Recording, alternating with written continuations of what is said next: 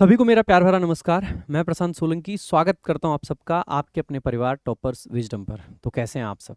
उम्मीद करता हूं सभी लोग बहुत अच्छे होंगे, शानदार, बेहतरीन और ज़बरदस्त ढंग से पढ़ाई लिखाई कर रहे होंगे। तो आज के इस खास क्लास में हम लोग डिस्कस करेंगे 100 इडियम्स। रैपिड रिवीजन हम वोकेबलरी का कर रहे हैं। लगभग 20 से 25 मिनट के अंदर आपको 100 इडियम्स न सिर्फ पढ़ाए जाते हैं बल्कि उनको याद कराया जाता है। काफ़ी सारे बीच में ट्रिक्स आपको बताए जाते हैं। और अगर ये सीरीज़ आपको पसंद आ रही है तो वीडियो को शेयर जरूर करें, क्योंकि आपका एग्जाम पास में है और एग्जाम से पहले सारा का सारा रिवीजन कराने की जिम्मेदारी मैंने आपकी उठाई है। तो भैया वीडियो को शेयर कर दीजिएगा। और आइए स्टार्ट करते हैं आज की क्लास। क्लास शुरू करने से पहले आपको बता दूं कि अगर आपने अब तक 101 रूल्स में ग्रामर खत्म ये वीडियो पूरी नहीं देखी है तो जरूर देखना। बहुत ही क्रीम कंटेंट है, क्वालिटी कंटेंट है। पेपर से पहले अगर एक बार देख के जाओगे तो बिलीव मी आपको बहुत सारा फायदा होगा।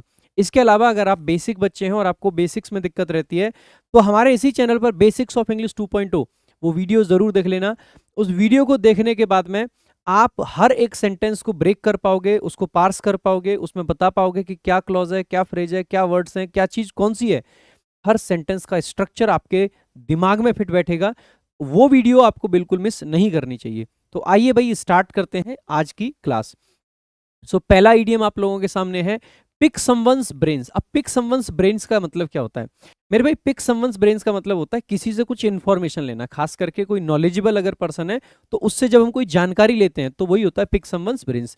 तो टू गेट इन्फॉर्मेशन और ideas from a knowledgeable person, तो आप कह सकते हैं किसी से जानकारी लेना। एक होता है अ ब्रेन वेव। अब ब्रेन वेव का मतलब क्या होता है? देखो ये जो इडियम्स चल रहा है ना, ये माइंड, ब्रेन या विट्स इनसे संबंधित है। इसका मतलब होता है ब्रेन वेव का मतलब अचानक से दिमागों को एकदम खतरनाक सा आइडिया आ गया। अब ब्रेन वेव, ब्रेन वेव यानी बहुत ही एक अचानक से एक बढ़िया तरीका आपके दिमाग में आ जाए। जैसे मान लीजिए आपको ग्रामर का रिवीजन करना था, आपको समझ नहीं आ रहा क्या करूं, तभी अचानक से आपके सामने आइडिया आता है कि अरे प्रशांत सर ने हाल फिलहाल में 101 रूल्स में सारा रिवाइज करा है, वो कर लेते हैं। या फिर मान लीजिए अचानक से आपको ऐसा लग रहा है कि यार ग्रामर में स्टक हो रहा हूँ, पूरा पढ़ना है मुझे, पूरा पढ़ना। आपको दिमाग में आता है कि सर का अभी हाल फिलहाल में वीओडी बैच आया था अपडेटेड, 699 रुपए की फी में लाइफ टाइम वैलिडिटी के साथ में वो बैच आपको मिलता है। फटाफट से टॉपर्स विजडम ऐप डाउनलोड आप करते हैं और वीओडी बैच चेकआउट कर लेते हैं। इसको आप क्या कह सकते हैं? एक ब्रेन वेव। क्योंकि एक बढ़िया आइडिया है, और बढ़िया इसीलिए कह रहा हूँ क्योंकि भाई क्वालिटी कंटेंट मिलता है हमारे बैचेज में। चाहे वो वीओडी बैच है, चाहे वो लाइव बैच है, चाहे वो प्रैक्टिस बैच है। सीजीएल की तैयारी कर रहे हो तो प्रैक्टिस बैच भी आप ले सकते हो, बहुत बढ़िया है। तो जो बैच आपको चाहिए वो ले सकते हैं। फ्री पढ़ना है तो भाई फ्री भी अपन पढ़ाते हैं। एट वंस विट्स एंड, इसका मतलब क्या है? यहाँ पे ना विट का मतलब होता है समझदारी और एंड का मतलब होता है समाप्ति। जहाँ पे ये कहते हैं ना, मान लो ये समझदारी है आपकी और इसके समाप्ति पे आप पहुंच गए, यानी कि आप कंफ्यूज हो गए, अब आपकी समझदारी नहीं काम कर रही है। इसका मतलब है desperate and out of ideas. जहाँ पे कंफ्यूजन ही कंफ्यूजन है, सोल्यूशन कुछ पता नहीं, सोल्यूशन जब पता चला तो कंफ्यूजन क्या था पता नहीं, ऐसी सिचुएशन में आप हैं। अगला आपका keep one's wits about one. अब विट्स का मतलब अगेन समझदारी, अबाउट वन यानी कि खुद के बारे में। इसका मतलब है कि जितनी भी आपकी समझदारी है उसको खुद पे फोकस रखना, यानी कि पूरे तरीके से अलर्ट रहना, कहीं भी कोई गड़बड़ नहीं होनी चाहिए, मेरे साथ गड़बड़ नहीं होनी चाहिए भाई, ठीक है? तो स्टे अलर्ट एंड सेंसिबल। अगला आपका बेसिकली इडियम है give someone a piece of one's mind. जब हम किसी को ना डांट फटकार लगा देते हैं ढंग से तो वही होता है टू स्कॉल्ड और रिव्यूक फ्रेंकली। एकदम वो कहते हैं ना कि भाई वाली बात, यार मुझे लगता है यार आप गलत जा रहे हो, गलत रास्ते पे भटक रहे हो, आप उल्ट ऐसे रूल्स को देख रहे हो जिनसे आपको फायदा नहीं होने वाला है, फालतू के, जो एवं टाइपिस्ट ने बना के रूल्स दे दिए हैं। तो मैं आपको डांट सकता हूँ कि यार कहाँ जा रहे हो, कहाँ भटक रहे हो, उधर नहीं इधर है असली रूल्स, बढ़िया वीडियो ये है। तो इस तरीके से एक जो कहते हैं ना कि फ्रेंकली आपको डांट दिया, स्कॉल्ड कर दिया। अगला क्रॉस वंस माइंड। कई बार होता है ना कोई अचानक से याद आया, अचानक से वो चीज सू करके क्रॉस करके चली गई, तो ऐसा ही to occur to one briefly, मतलब ब्रीफली एक आइडिया है सू करके चला गया, क्रॉस वंस माइंड। अगला है प्रेजेंस ऑफ माइंड। ये बहुत कॉमन है, प्रेजेंस ऑफ माइंड यानी कि कहीं पर अलर्ट रहना या ध्यान रखना थोड़ा सा। तो क्विक काम थिंकिंग इन अ क्राइसिस है ना। अगला आपका अ नो ब्रेनर। कहते हैं ना कि यार ये तो बहुत ऑब्वियस बात है, नो ब्रेनर, ठीक है? So very easy obvious decision. Great minds thinks alike. Great minds think alike, इसका मतलब क्या है कि जो भाई समझदार लोग होते हैं ना, पढ़े लिखे होते हैं, वो एक जैसा सोचते हैं, एक तरीके से सोचते हैं। सो clever people often have the same idea. Put in a good word. अब देखो ये वर्ड से या नेम से संबंधित है, इसका मतलब होता है to speak in one's favour. तो put in a good word का मतलब है किसी को सपोर्ट करना, किसी के फेवर में कोई बात कहना। अगला है take someone at their word. इसका मतलब है भाई जो बात उन्होंने जैसे कह दी वैसे मान लिया आपने। So to believe exactly what someone says. अगला है a man of his word. इसका मतलब है कोई ऐसा व्यक्ति जो मतलब जो बात कह दी उसको वो पूरा करता है, यानी कि one who keeps his promise. Mum's the word, mum's the word का मतलब होता है बेसिकली किसी चीज को ना थोड़ा एक सीक्रेट रखना, राज को राज रहने दो, ठीक है। तो बेसिकली स्टे साइलेंट या बेसिकली राज को राज रहने देना। So to keep it a secret say nothing. ये basically mum is the word, ये मम जो होता है ये मम इज का कॉन्ट्रैक्शन होता है ना, कॉन्ट्रैक्टेड फॉर्म है। अगला देखेंगे, have words with someone. Have words with someone का मतलब होता है बेसिकली कि किसी से बातचीत करना, खास करके बेसिकली किसी चीज से निपटाने के संबंध में, किसी चीज से बेसिकली आर्ग्यू करना, लड़ाई झगड़ा भी कर लेना, लेकिन किसी चीज को बेसिकली खत्म करना है एक तरीके से, आर्ग्यू करना, ठीक है। So to argue quarrel with someone, किसी से कहा सुनी हो जाना, to have words with someone, ठीक है, बातचीत करने के सेंस में भी खूब आता है। तो गेट अ वर्ड इन एजवेज, और गेट अ वर्ड इन एजवेज का मतलब क्या होता है मेरे भाई, जैसे मान लो कहीं पे ऐसा है कि बड़ी स्टेज है, ठीक है, वहां पे बहुत सारे वक्ता हैं। अब आपको पता है कि वहां पे अपने आप को बोलने के लिए आपको वो नहीं मिलेगा, वहां पे भी अपनी बात कह देना, वही होता है। तो to manage to speak in a busy conversation, एक बिजी कॉन्वर्जेशन में कुछ बोल पाना। अगला, फ्रॉम द वर्ड गो, कहते हैं ना एकदम स्टार्टिंग से, कति स्टार्टिंग से जी। तो from the very beginning. A house hold name, जैसे कोई चीज बहुत पॉपुलर अगर हो जाती है तो हम कह देते हैं यार ये तो घर घर में है ये चीज, तो वो चीज क्या हो जाती है, एक हाउस होल्ड नेम हो जाती है, समवन और something very widely known. Not breathe a word, इसका मतलब है कि कुछ ना कहना, एक शब्द भी ना निकालना है। To say nothing, to keep a secret. अगला आपका बेसिकली हिट द बुक्स, अब बेसिकली स्कूल और लर्निंग से संबंधित है, ये थीमेटिक इडियम्स आपके आगे जो थीम्स बेस्ड होते हैं, ठीक है। तो हिट द बुक्स का मतलब क्या होता है मेरे भाई, टू स्टडी हार्ड, बहुत ज्यादा पढ़ाई करना। टीचर्स पेट, आपने देखा हो, कहते हैं ना एक क्लास में एक लड़का जरूर होता है कि ये टीचर का पालतू है, अगर इसके सामने कुछ कहे तो टीचर से जाके बुराई कर देगा। तो जो टीचर का फेवरेट पर्सन होता है ना, अक्सर करके उसको बोल देते हैं कि टीचर्स पेट है, टीचर्स फेवरेट स्टूडेंट। अगला, the school of hard knocks. अब स्कूल ऑफ हार्ड नॉक्स का क्या मतलब होता है मेरे भाई, देखो बहुत सिंपल है, एक ऐसा स्कूल, एक ऐसी चीज जहां पे ना हार्ड नॉक कर रहे हैं कोई चीज, यानी कि आपको वहां पे कठिनाइयों का सामना करना पड़ रहा है, यानी कि आप लर्न कर रहे हैं किससे, जीवन की कठिनाइयों से। So learning through a tough life, मतलब learning through tough life experiences. तो लाइफ के जो टफ एक्सपीरियंसेस होते हैं ना उनसे सीखना बेसिकली। मेक द ग्रेड, अब मेक द ग्रेड का सिंपल मतलब होता है मेरे भाई कि आपने जैसे ग्रेड पास करते हैं ना, एक सात सेवन्थ ग्रेड में, एट्थ ग्रेड में, यानी कि मेक अ ग्रेड का मतलब हो जाएगा कि बेसिकली एक पर्टिकुलर लेवल पे पहुंच जाना। तो to reach the required standard, कसौटी पर खड़ा उतरना। अगला basically top of the class. Top of the class का मतलब क्या होता है, the best among one's peers, यानी कि जो उसके सहपाठी हैं, जो क्लासमेट्स हैं, उनमें बेस्ट जो होता है ना वो। अगला बेसिकली प्ले ट्रॉन्ट। ट्रॉन्ट तो आप जानते होंगे, एक ऐसा बच्चा जो क्लास वगैरह स्किप करता रहता है, उसको बोल देते हैं। तो to stay away from school without permission. अगला आपका बेसिकली अ क्विक स्टडी, ये तो समझते होंगे, पर्सन हु लर्न्स फास्ट, उसको बोल देते हैं कि ये बहुत ही क्विक स्टडी है। नो समथिंग इनसाइड आउट, इसका मतलब है किसी चीज की डिटेल्ड जानकारी आपको होना। और अगला आपका स्टीप लर्निंग कर्व, इसका मतलब है कि मतलब a lot that must be learn quickly, steep learning curve है, ठीक है, कुछ समय में बहुत कुछ सीखना एक तरीके से। अगला आपका basically keep one shirt on. Keep one shirt on का क्या मतलब है, देखो ये शर्ट और वार्डरोब वगैरह से है। कीप वन शर्ट ऑन का मतलब होता है basically to stay calm and not get angry, यानी कि काम रहना, शांत रहना। देखो एक तो शर्ट ये काम के वो होता है ना, आपने ऐसे याद करा होगा, सलमान खान ने देखा है, सलमान खान दबंग मूवी में, गुस्सा आएगा तो भाई को क्या करेगा, भाई यूं करके बॉडी फुलाएगा, भाई मैं नहीं कर पाऊंगा, है ना, मेरी तो टाइट भी नहीं हो पाएगी। लेकिन सलमान खान अगर मेरी जगह हो तो वो यूं करके, भाई साहब शर्ट यूं फटेगी और फिर अचानक से हवा का एक झोंका आएगा और शर्ट उड़ के पीछे चली जाएगी। ये यानी कि गुस्से का प्रतीक है। अब छेदी सिंह के अंदर बहुत सारे छेद होने वाले हैं, है ना, तो वही है। तो कीप वन शर्ट ऑन है, इसका मतलब है शर्ट को पहने रखा है, उतारा नहीं है। इसका मतलब क्या हो जाएगा कि गुस्से में नहीं आया है, और गुस्से में आ गया बेसिकली, तो इसका मतलब है कि शर्ट को उतार दिया एक तरीके से। तो ये ध्यान रख लें। Lose one shirt, lose one shirt का क्या मतलब होता है, अच्छा आइडिया है मेरे भाई। लूज वन शर्ट का मतलब होता है जो फाइनेंशियल डिफिकल्टीज में फंस जाना, बेसिकली सारा पैसा वैसा वेस्ट कर देना, to lose all one's money, सारा का सारा पैसा वेस्ट कर देना। अगला आपका give the shirt off one's back, वो कहते हैं ना कि इतना कंगाल हो जाना कि पीठ पे शर्ट भी नहीं रही। तो to give generously even one's last, इतना ज्यादा सब कुछ दे देना, लास्ट तक दे देना। और स्टफ्ड शर्ट, स्टफ्ड शर्ट का मतलब क्या है, आप कभी गए जो ये पुतले पुतले देखे, मैनिक्विन जिसको बोल देते हैं, ठीक है, वो भरा भरा सा लगता है ना, उसको शर्ट पहना देते हैं, तो वही होता है stuff shirt. So a pompous stiff person, वो मोटा मोटा सा जो होता है ना वही। Put a sock in it, put a sock in it का मतलब क्या होता है मेरे भाई, टू स्टॉप टॉकिंग, यानी कि अक्सर करके रूडली इसको बोल दिया जाता है, चुप हो जाना बेसिकली, तो बंद करना, किसी को चुप हो जा भाई, शांत रहे। अगला, cut from the same cloth का मतलब है दो एक जैसे लोग, ठीक है, so very similar in nature. Died in the वूल का मतलब क्या होता है मेरे भाई, डाइड इन द वूल का मतलब होता है fixed and thorough in one's views, जो अपना व्यूज है बेसिकली, जो पक्का होता है ना, जो कट्टर होता है, उसकी जो वूल है ना डाई हो चुकी है, वो बदलेगी नहीं, है ना। If the cap fits wear it, अगर कोई चीज आपको फिट कर रही है तो यूज करो, ठीक है। तो कैप यहाँ पे क्या है, कैप का मतलब है यहाँ पे क्रिटिसिज्म, कि अगर भाई कोई चीज आपसे गड़बड़ हुई है, भाई झेलो, ठीक है। So accept criticism if it applies to you. अगला, a hand me down, a hand me down का मतलब क्या है, a used item pass down to someone, जैसे होता है ना कि ये शर्ट मैंने बहुत दिन पहन लिया, अब छोटे भाई को दे देता हूँ। ये हमारे हिंदुस्तानी ट्रेडिशन में खूब चलता है, मतलब जी भर के चलता है। और यहाँ पे ना एक चीज़ मेरे को हमेशा याद आती है, हमारे जो पेरेंट्स होते हैं ना, स्पेशली हमारे पिताजी, पिताजी जीवन भर मेहनत करते हैं, पैसा कमाते हैं, सारी चीज़ें करते हैं, और हमें सब बेस्ट पहनाते हैं, बढ़िया से बढ़िया, हमारे लिए बढ़िया स्कूल देखते हैं, बेस्ट चीज़ें करते हैं। एक फादर अपने बच्चे के लिए बेस्ट करता है। और फादर जब एक उम्र में होता है ना कि भैया अब बच्चा कमाने लग गया, उस उम्र में भी फादर की एक खास बात होती है।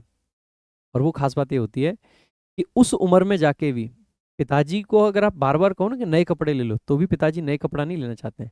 पिताजी कहते हैं कि ये तेरी शर्ट है, तू बहुत दिन से पहन क्यों नहीं रहा है, ये मुझे दे दे, मैं पहन लूंगा। ये खास बात होती है। तो ये हमारे हिंदुस्तान में ट्रेडिशन है, बड़ा भाई पहले छोटे भाई को पास ऑन कर देगा, वो छोटे भाई मुंह बना के लेगा उसको बेशक कि है मुझे तो नहीं चाहिए, लेकिन पिताजी होते हैं जो कि शौक से मांगते हैं कि मुझे अच्छा लगेगा, तो वो वाली चीज़। तो हैंड मी डाउन का मतलब भी होता है कि इस्तेमाल की हुई चीज़ आगे दी जाए। अगला आपका जो इडियम है, as sick as a dog, इसका मतलब है बुरी तरह से बीमार, ठीक है। अगला आपका ये हेल्थ और सिकनेस से संबंधित है। Green around the gills, green around the gills का मतलब क्या होता है, जो बहुत ज्यादा बीमार, पतला, ऐसा लग रहा है एकदम डुबलू पटलू, ठीक है। Just what the doctor ordered, इसका मतलब क्या है, जो जरूरत थी, जो डॉक्टर ने कहा वही काम कर दिया। So exactly what was needed. A apple a day keeps the doctor away. An apple, not a apple. An apple a day. One apple a day भी बोल देते हैं, an apple a day भी बोल देते हैं। Generally an apple a day आता है, ये एक्चुअली में MTS में एरर डिटेक्शन में भी आया हुआ है यही वाला, ठीक है।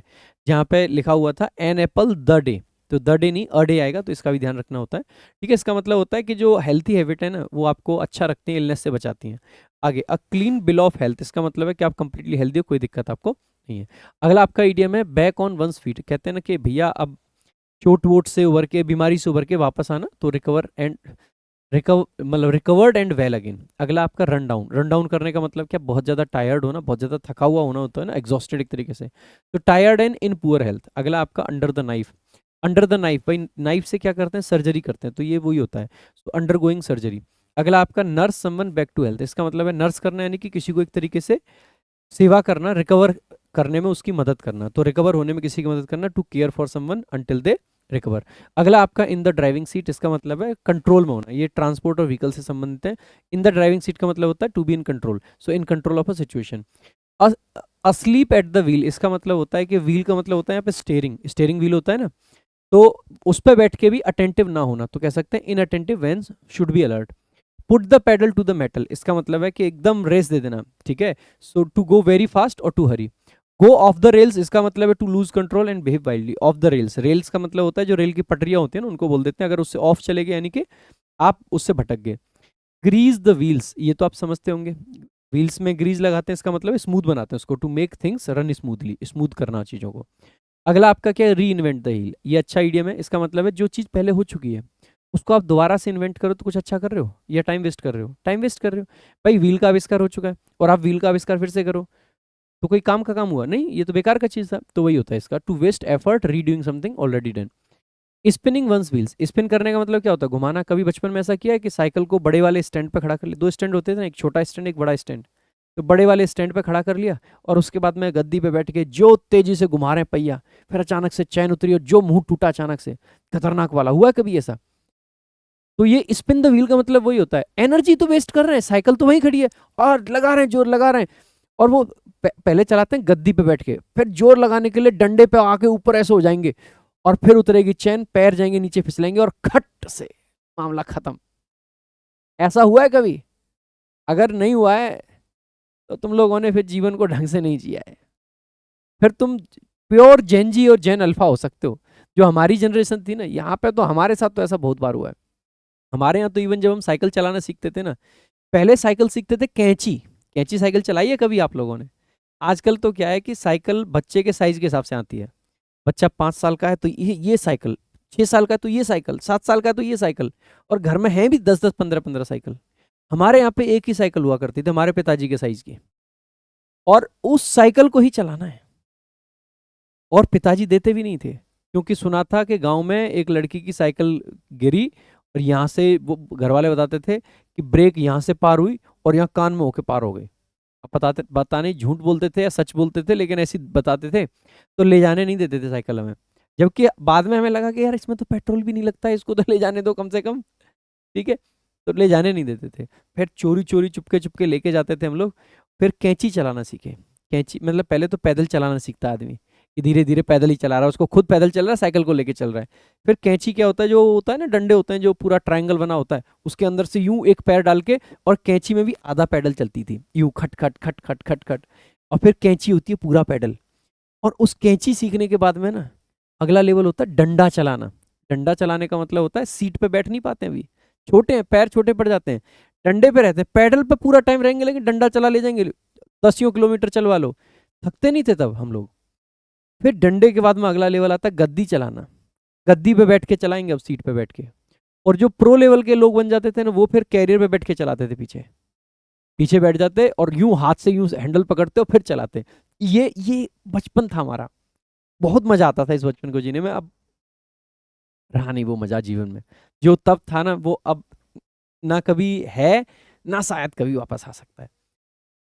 स्पिनिंग वंस व्हील्स, तो व्हील्स को स्पिन कर रहा है, इसका मतलब है क्या कर रहा है, टाइम वेस्ट कर रहा है, कोई मतलब का काम तो कर नहीं रहा है। तो ये भी वही है, making effort with no progress. Effort तो कर रहा है लेकिन प्रोग्रेस नहीं है, साइकिल वहीं की वहीं खड़ी है। अब बम्प इन द रोड, अब बम्प इन द रोड का मतलब क्या है, बेसिकली एक माइनर सेटबैक, गड्ढा आ गया अचानक से, साइकिल चल रही थी, गड्ढा आया खट से, जो भाई लगती थी, ठीक है।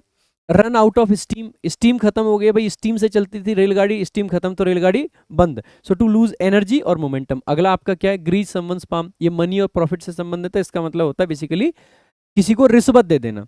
Line one's pockets, line one's pocket का मतलब क्या होता है मेरे भाई, टू मेक मनी डिसऑनेस्टली, गलत तरीके से पैसा कमाना। मनी फॉर द ओल्ड रोप, भैया पुराने रस्से के लिए भी अगर पैसा मिल जाए तो इससे अच्छा क्या हो सकता है। रस्सी होती है ना, ऐसे हो जाती है कि यूं टूट जा रही है, उसके लिए भी पैसा मिल जाए, कोई उसको खरीद ले। यानी कि आप कह सकते हो कि मनी अर्नड वेरी इजीली, बहुत आसानी से पैसा कमा लिया। कट वंस लॉसेस, अगर आपके जो लॉसेस वाली चीजें उनको कट कर दें, यानी कि ऐसे वेंचर्स जहां से आपको नुकसान हो रहा है, उन वेंचर्स को बंद कर देना, to stop a losing venture in time. अगला basically the gravy train. Gravy train का मतलब होता है बेसिकली जहां से आप आसानी से पैसा कमा पाए, पैसे का एक इजी सोर्स, तो an easy source of good money. अगला आपका कैसे ऑन, इसका मतलब है फायदा उठा लेना, to profit from a situation. Bring in the big bucks, bucks का मतलब पैसा होता है, bring in the big bucks का मतलब होता है खूब सारा पैसा कमाना, ठीक है, to earn a lot of money.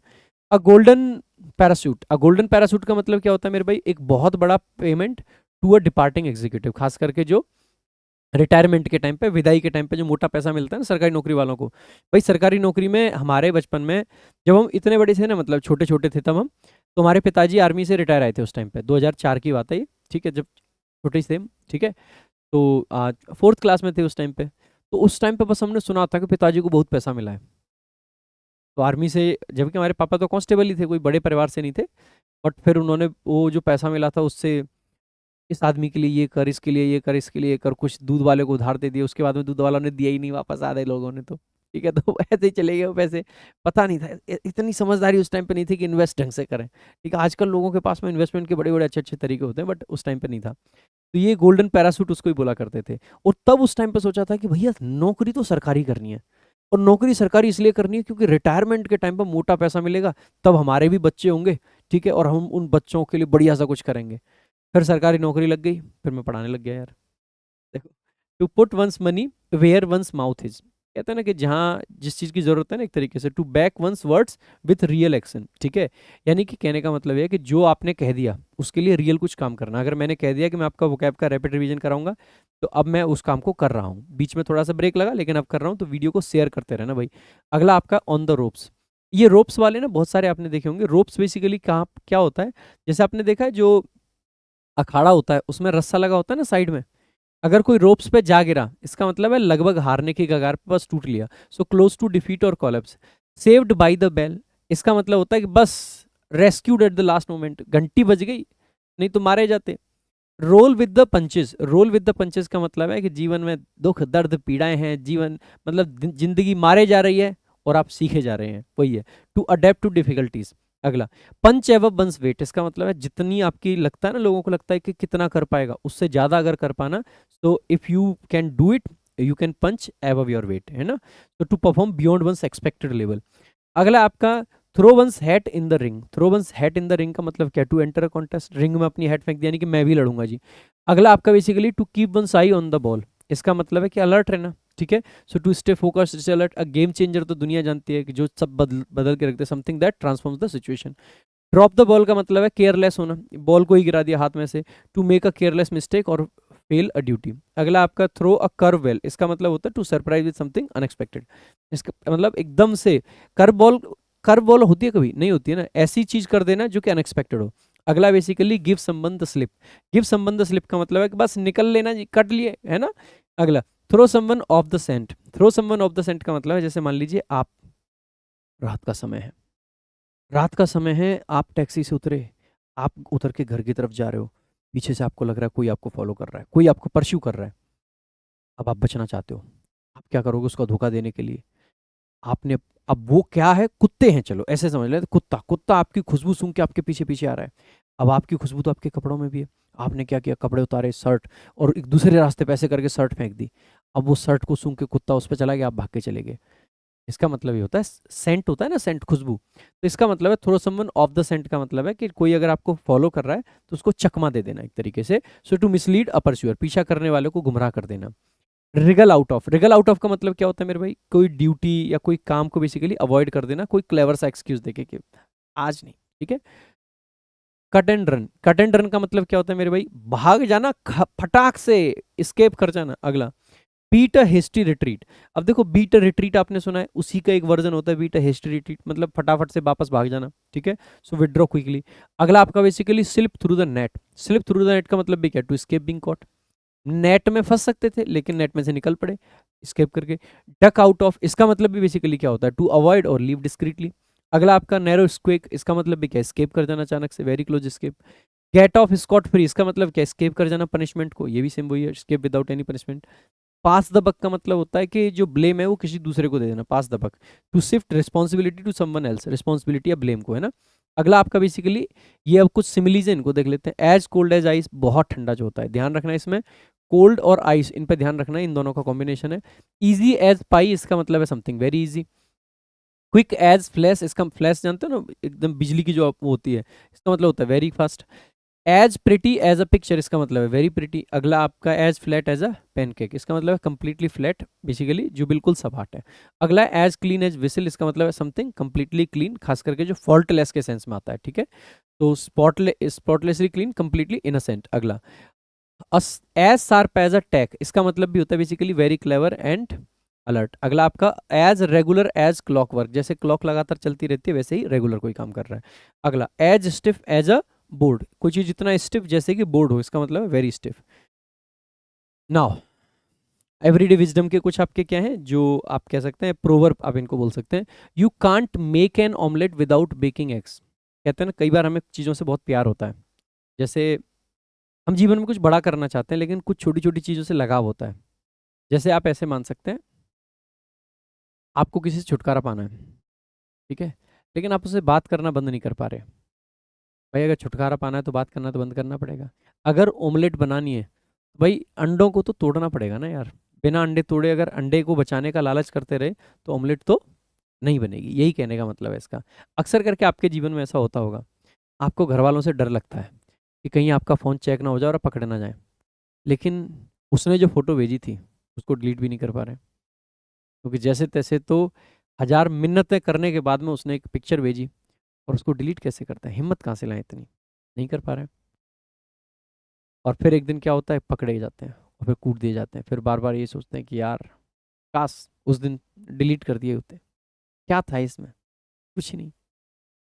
और और गंदा तो तब होता है कि पिक्चर किसी ऐसे व्यक्ति की है जिसके साथ आपको नहीं होना चाहिए, बिल्कुल ही कतई, उसकी शादी किसी और से हो रखी है पहले ही, ठीक है, या आपकी किसी और से हो रखी है, तो फिर माशाल्लाह, फिर तो पक्का पकड़े जाओगे, ठीक है। इसमें ये मत कहना कि एक्सपीरियंस एक्सपीरियंस, ये काम नहीं करता हूँ मैं, ठीक है। तो good results require some sacrifice. तो कुछ रिजल्ट मतलब अच्छा रिजल्ट चाहिए तो सेक्रीफाइस तो करना ही पड़ेगा। There is no smoke without fire, कहते हैं ना कि बिना आग के धुआं नहीं उठता है। अगला, the pot calling the kettle black, का मतलब है जिसने जो गलती करी है ना वो दूसरे को उसी गलती के लिए सुना रहा है छी तुमने ऐसा करा है, फिर पता चला छी तो खुद नहीं करा है, ठीक है। So criticising others for a fault one has oneself, ठीक है। अगला, don't look a gift horse in the mouth, इसका मतलब है बेसिकली जो गिफ्ट आपको मिला है ना उसको क्रिटिसाइज नहीं करना चाहिए। बेशक किसी को आपने बहुत महंगा गिफ्ट दिया था और वो बदले में आपको कुछ नहीं देके गया है, बट उसको यू कैन नॉट क्रिटिसाइज, है ना। अगला, so don't find fault with a gift. There is no such thing as a free lunch, free lunch जैसा कुछ नहीं होता है, मतलब हर चीज की एक वैल्यू होती है, everything has a hidden cost, hidden cost सबकी है। अगर आपको कोई फ्री में लंच करवा रहा है ना, लाइन मार रहा है आप पे, ठीक है, समझ जाना। अगला क्वेश्चन है, you reap what you sow, जो जैसा बोओगे वैसा काटोगे, ठीक है। सो जैसा बोओगे वैसा काटोगे, ठीक है। अ leopard can't change it's spots, यानी कि आदमी अपने बेसिक नेचर को नहीं बदल सकता है। So person's basic nature does not change. When the going gets tough the tough gets going, जब कहते हैं ना कि जब मुश्किलें, जब चैलेंजेस बड़े होते हैं वहीं पे हम खड़े होते हैं, इस टाइप का कुछ ऐसा डायलॉग बन सकता है। तो the strong push harder in hard times, the squeaky wheel gets the grease, वो कहता है ना कि जैसे मान लीजिए गाड़ी के 4 पहिए हैं, अब देखो कायदे से तो जो अच्छा कर रहे हैं उनको रिवॉर्ड मिलना चाहिए, बट ग्रीज किस पहिए पे लगाते हो? 4 में से 3 ऐसे हैं जो बढ़िया चल रहे हैं और एक ऐसा है जो कर कर पर ऐसा करता रहता है। अब कायदे से 3 पहिए अच्छा कर रहे हैं, रिवॉर्ड उनको मिलना चाहिए, ग्रीज तो उनको मिलना चाहिए, लेकिन मिलता किसको है? जो गड़बड़ करता है। तो वही यही है। तो the one who has complaints gets attention, attention उसी को मिलेगी जो कंप्लेन करेगा, जो रोता है उसे ही सब कुछ मिल जाता है। तो ये थोड़ा सा आयरनी ऑफ लाइफ है, बट ऐसा होता है। बाकी मेरे भाई आपको रोने की जरूरत बिल्कुल नहीं है। English special VOD batch life time validity के साथ में टॉपर्स विजडम एप्लीकेशन पर सिर्फ 699 रुपये के फी में अवेलेबल है। इसमें हैंड रिटन नोट्स मिलते हैं, डिजिटल नोट्स मिलते हैं, लेवल वाइज और टाइप वाइज सीट्स मिलती हैं, बहुत सारे प्रैक्टिस सेट्स मिलते हैं। एक बच्चे को इंग्लिश में जो चाहिए वो सब कुछ इसके अंदर मिलता है, सिंपल सी बात है, ठीक है। जाइए टॉपर्स विजडम ऐप डाउनलोड कीजिए, 699 में अपनी तैयारी को नेक्स्ट लेवल पर लेके जाइए। बाकी टेलीग्राम ज्वाइन कर लीजिएगा क्योंकि आपको बहुत सारा स्टफ वहाँ पे मिलने वाला है। करंट अफेयर्स की क्लास सुबह 7 बजे ज्वाइन करना ना भूलें, बहुत क्वालिटी कंटेंट आपको वहाँ पे मिल रहा है। वीडियो अच्छी लगी हो तो शेयर जरूर करना, लाइक करना, सब लोगों तक पहुँचाना। Thank you so much. जय हिंद, जय भारत।